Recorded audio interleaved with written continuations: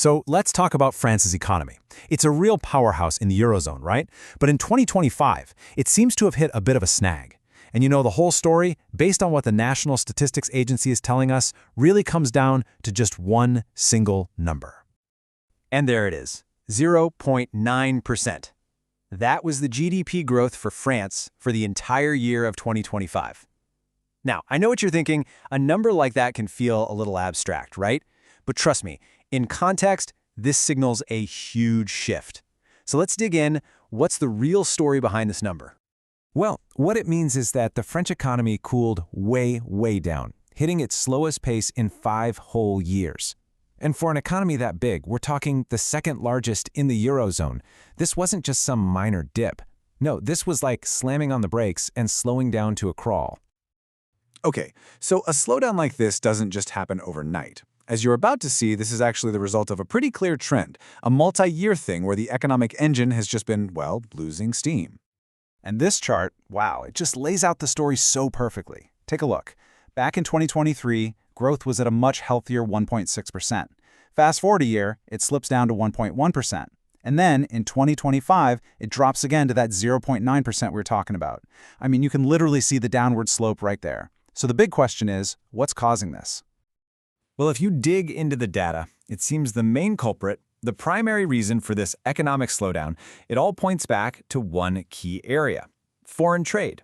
You see, for a couple of years, trade was actually helping France's economy. It was a net positive. But in 2025, that story completely flipped on its head. Yeah, check out this quote from INSEE, that's France's stats agency. They say it perfectly.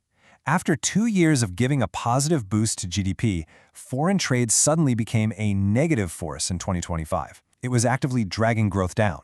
And a big reason for this, according to the data, was the turbulence created by things like US tariffs on EU goods. So here's where the rubber meets the road on the trade problem.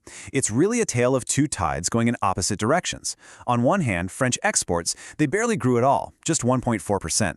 But at the exact same time, imports jumped by 2.9%. It's pretty simple math, right?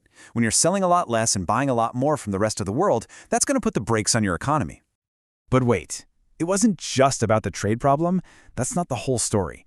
To really get the full picture, we've got to look inside France's borders, because there were some really important domestic things going on that were also shaping the economy. Okay, so what was happening at home? Well, first off, French consumers, who are usually a huge engine for the economy, they started spending less. They were probably feeling the pinch from all the uncertainty. Now, the government did try to step in and pick up some of the slack by spending more, but it just wasn't enough to turn things around.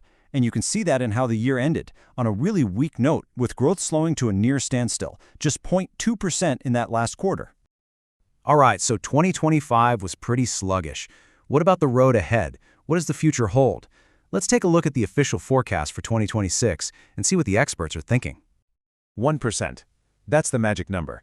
The International Monetary Fund is officially forecasting 1% GDP growth for France in 2026. So, yeah, it's a little tick upwards from the 0.9% in 2025. It looks like a modest rebound is on the cards. But, and this is a really important but, we need some context here. Because while 1% is definitely an improvement, it's still predicted to be slower than the average for the entire Eurozone. So what does that tell us? It suggests that even as France recovers, it might still be lagging a bit behind its neighbors. And all of this really brings us to the central question for France's future, doesn't it? We've seen that the 2025 slowdown was, for the most part, a story about foreign trade. So as global trade tensions keep shifting and changing, the real challenge is this: can France's economy find a new, higher gear? Its ability to answer that question will be the difference between this slowdown being just a temporary blip or the beginning of a whole new, slower reality.